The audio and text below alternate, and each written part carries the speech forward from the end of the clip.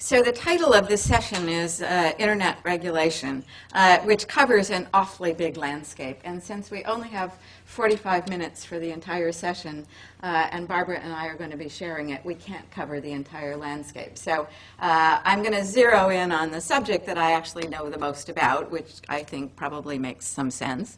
And I thought it would be useful to talk with you a little bit about intellectual property, a subject that for many people is quite controversial these days, and to really ask ourselves for a minute, is intellectual property an obstacle to innovation on the internet, or is it an enabler of innovation? And my short answer to those questions, or that question, is that it's both, and that we need actually to kind of untangle some things so that we have a better perspective on where, in fact, it does pretty good work for us, where it doesn't do any work at all, and where, if it goes badly, in fact, it will be destructive. So I'm going to try to touch a little on all three of those areas and then point out that there are presently some legal and policy proposals that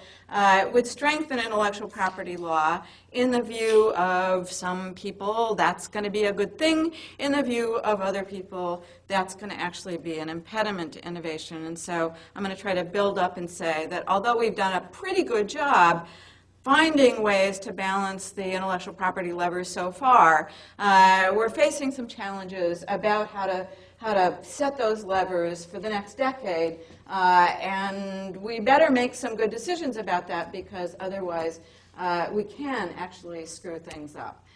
So I want to try to then that's the direction that we're going in. So is intellectual property an enabler? I think the answer to that is yes, but then I'm a professional intellectual property person, so what do you expect me to say? Copyrights and trademarks, I think, do a lot of good work to promote investment in innovation and also to make sure that the story that intellectual property tells, which is that some kinds of innovations are very expensive to create and very cheap to copy, and if you allow people to copy and you don't have any kind of restrictions on that, that there will be an underinvestment by comparison with what would be optimal for those kinds of innovations. So movies and software, books and the like are things where copyright, I think, plays a pretty important role. Patents promote a lot of technological advances, many of which are embedded in the infrastructure that we all use related to the internet, and trade secrets also play an important role. So those are the four major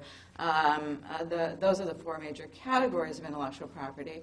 But I think, just as Chris Anderson's talk just a minute ago indicated, there are lots of places where innovation is happening, and intellectual property rights don't seem to be kind of what's the motivator and don't seem, in fact, to be relevant.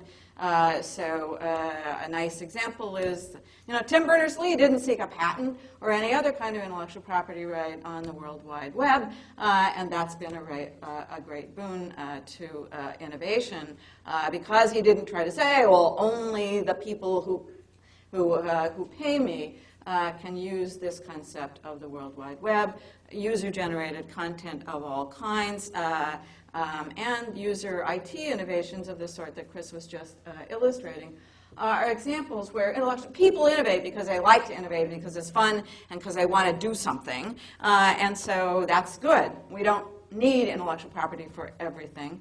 And so this is a space that's, the fact that intellectual property is there means that people have the choice to opt into it, but they don't have to, and that's a good thing, too. So where can intellectual property be an obstacle? In what ways can it be an obstacle? Well, the two basic ways it can be is if intellectual property rights are too weak, then some of the innovations or information resources that we might want to have be available won't be available. They'll be underproduced, or that they will be less widely available because intellectual property rights aren't there to protect them. So in the mid-1990s, there was legislation proposed to create a new form of intellectual property protection for the data in databases on the theory that we needed that because, databases were going to be like one of the big things that everybody's want to have, and if we didn't have protection for the data in databases, it would be too easy to swipe the data and not reuse it. So that was a story that was being told to Congress. It was actually, there was a proposed international treaty about database protection. Ultimately, a lot of innovators came in and said, no, this would be a terrible idea. In fact, it would impede investment in innovation. It would impede innovation if we granted rights to the data in any data compilation, because then you'd have to do, right, transaction costs would go through the roof, and that would be a bad thing. So it was really innovation as a policy that was, I think, the principal reason why we rejected both internationally and in Congress this proposed legislation.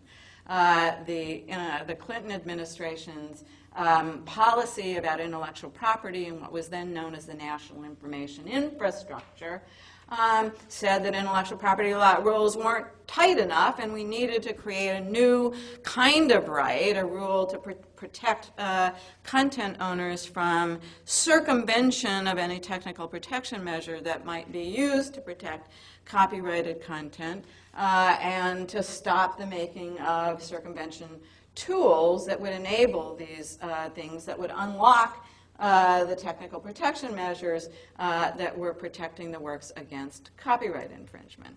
The content industry today is making some pretty profound arguments. Again, I'll spend more time on this in a minute, about secondary liability for copyright infringement. That is to say, there are companies that make technologies and other companies that provide services, and the users of those technologies and services sometimes use those to infringe copyrights.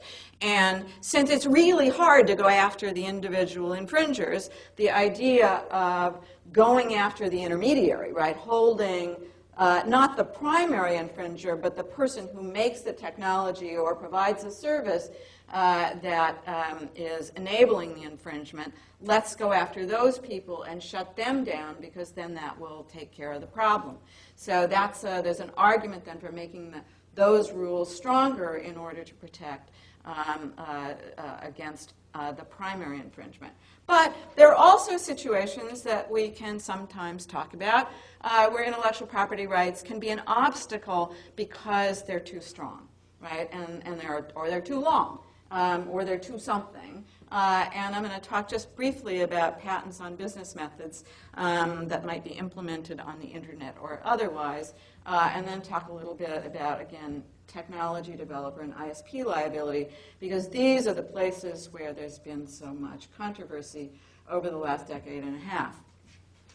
Brief mention that there's a case pending before the U.S. Supreme Court called Bilski versus Kappos.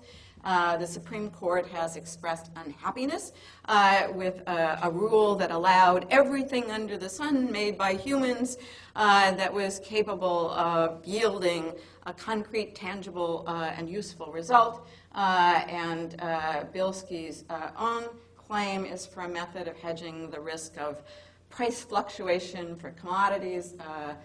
The Supreme Court, in oral argument about this case, made it clear that Bilski is not going to get his patent. And because it's a business method claim, and because everybody thinks that the Supreme Court's going to reject that business method claim, there are a lot of internet-based business method patents that are out there that, in fact, are probably going to be implicated, if not straight out invalidated by the Bilski decision. And one of the rationales I believe that the Supreme Court will use in the Bilski case is that patenting on this kind of thing, even if it's innovative, is going to impede innovation and not help it. And so that's an important thing to look for.